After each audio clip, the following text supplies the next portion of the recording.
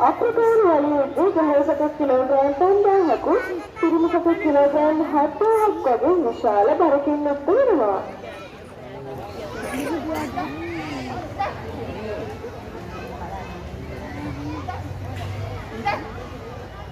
අපේ අලියාවන්ට අනුසන්දන් කරන මහන්සි විදිනද කොහෙද? ඉතින් මේ සූදානම පොඩ්ඩක් දුරකට නිදා ගන්නවා.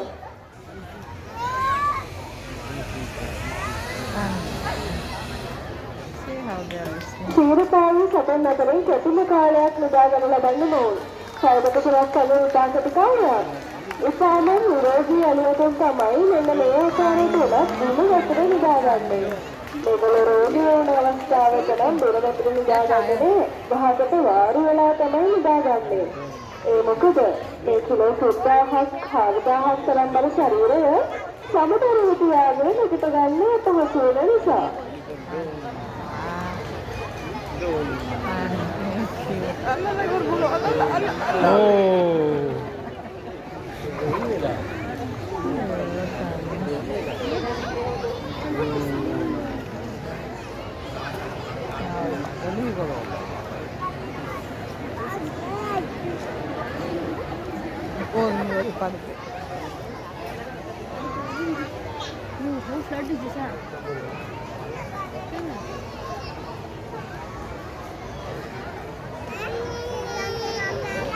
ඉතින් මේ අපේ මාධවී අලියාව දැන් තියන්නේ ආතරන්තයේ ඉන්න සමාජිකයන්ගේ ආරක්ෂාව පිළිබඳව සොයා බලන ආකාරය.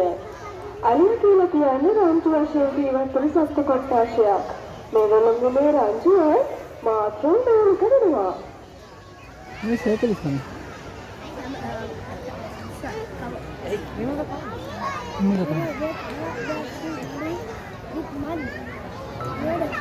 ඉතින් බලන්නකෝ ශරීරයේ සමබරතාවය හරි අපූර්වවට පවත්වගෙන නැගිටින හැටි. ඔබගේ උණුසුම් මට්ටම සන්නාදය ලබා දෙමු. මෙවැනි සරල රටාවන් ස්වභාවික පරිසරය තුළ ජීවත් වන අලියතුන් තුළද අහම විස දෙක බලා ගැනීමේ හැකියාව තියෙනවා. අපි දැන් ඔයාලට පොඩි ගණන් පාඩමක් කියලා දෙන්නයි යන්නේ. අපි බලමු අලියකගේ උරහිස මට්ටම කොහොමද වෙන්නේ කොහොමද කියලා. මෙන්න මෙහෙමයි ඒක කරන්නේ. මොනින්ම අලියකගේ ඉදිරි පාදයේ වට ප්‍රමාණය මැනලා ඊට පස්සේ වෙන අගය දෙකෙන් වැඩි කරන්න. එතකොට එන උත්තරය තමයි අලියකගේ උරහිස මට්ටම කොහොමද වෙන්නේ.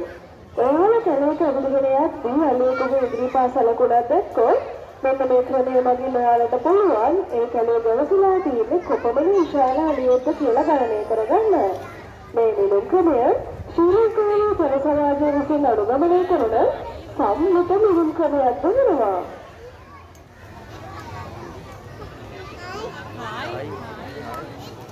අපි ලංකාවේ අයමනම් අලිය කියලා කියන්නේ අරෝපදක සතෙක් නෙවෙයිනේ.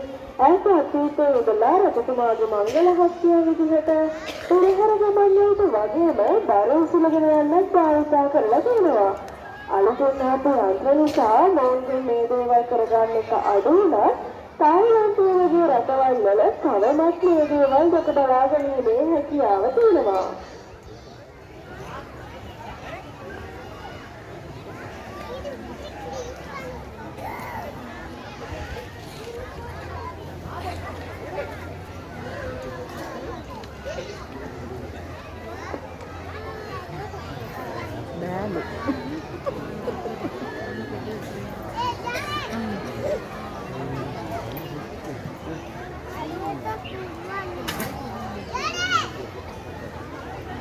ඉතින් මේ පෙන්නන්නේ අපේ අලියාව කොටියක් අරගෙන යන විදිය.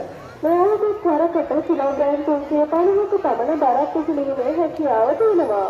ඔයාලට තේරෙනවද අපේ අලියාව මේ කොටේ අරගෙන යන ආධාරකය මොකක්ද කියලා? ඒක අපි හඳුන්වන්නේ නෝනමි. මොනවද භාවිතා කරන්නේ මොන්ගේ දත්තට වෙන හානිය අවුල් කරන්න. මොනෝ සකස් කරලා තියෙන්නේ කිතුල් පෙරි ආධාරයෙන්. අලියකගේ උපතේ සිට මරණය දක්වාම දත්වාර 6ක් වෙනවා. මේ පොඩහනේ දෙවනි දත්තුගල වන කුංචක දත්තුගල විකසනය වෙලා තමයි දල බවට පත් වෙලා තියෙන්නේ. ඉතින් මේ දීර්ඝතම දලහිමි ඇතුන් දීපදන්තු ආයන නමින් හඳුන්වනවා.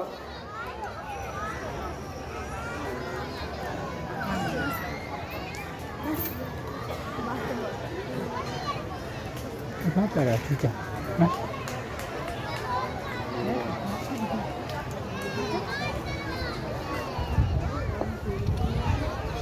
අපේ පුංචි දුවලා පුතාලා වොලිබෝල්, නෙට්බෝල්, බාස්කට්බෝල් වගේ විවිධ ක්‍රීඩා කරලා තියෙනවා නේද? ඒකට උදේ දැකලා තියෙනවා බැලුවොත් නෙට්බෝල් සෙල්ලම් කරනවා. නෑ නේද? ඔන්න බලන්නකෝ අපේ අලියාලෝ නෙට්බෝල් සෙල්ලම් කරනවා. You must go there. පළවෙනි උත්සාහය සාර්ථකයි. අපි බලමු ඊළඟ උත්සාහය. Can't go there. You can't see him, no? ඔබගේ එනසින් අපේ සම්මාදකින් අපේ අව දිරිමත් කරමු. This is good, Anja.